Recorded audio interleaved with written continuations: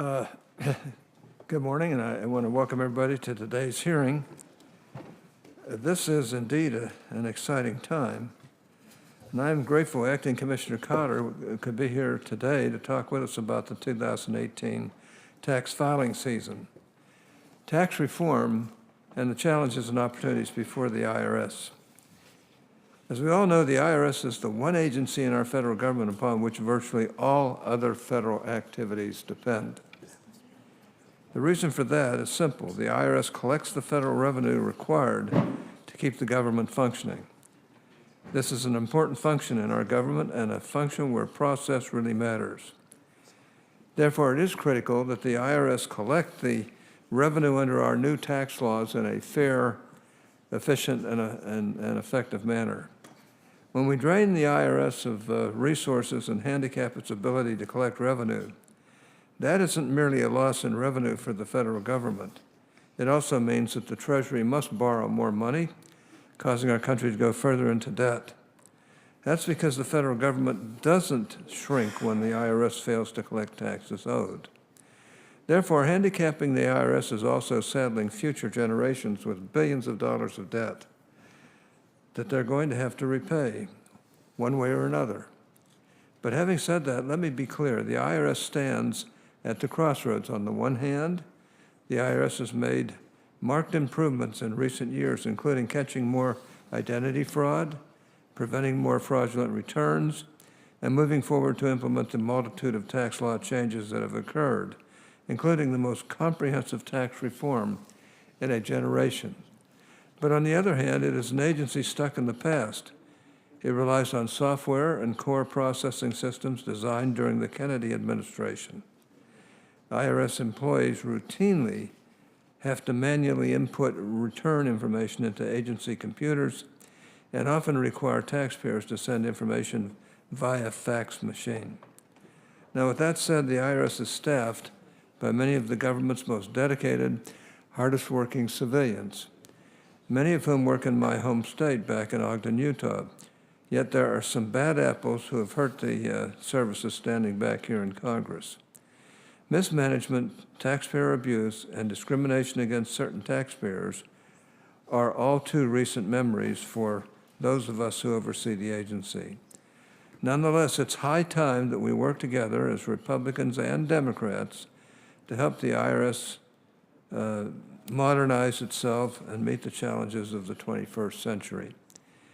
We need to do this to promote bipartisanship, but also to keep the IRS accountable and moving in the right track to best serve hardworking American taxpayers.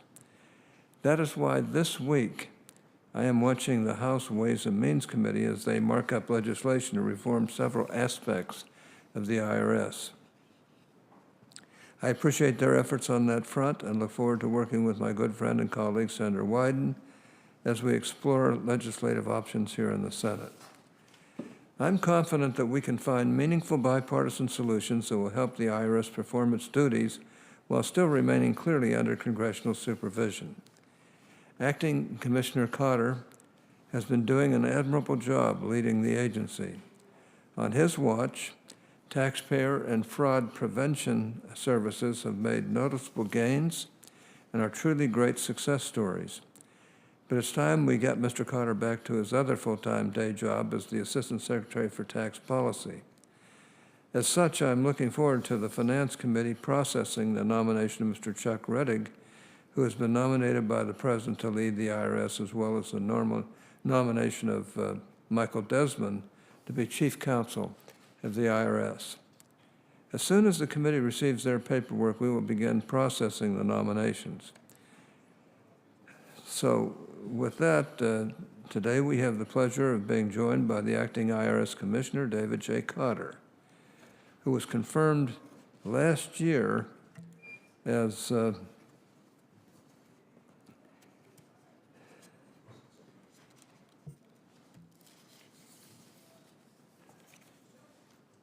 Assistant Secretary of Treasury over Tax Policy. Now, Mr. Cotter, thank you for being here. We appreciate it. As one who would hope, Mr. Cotter has extensive tax practitioner experience. In fact, he has been a tax practitioner for the past 44 years. I empathize with you. You don't look that bad, but that's a long time. Prior to his government service, Mr. Carter came from RSM, where Mr. Carter worked as a partner starting in 2014.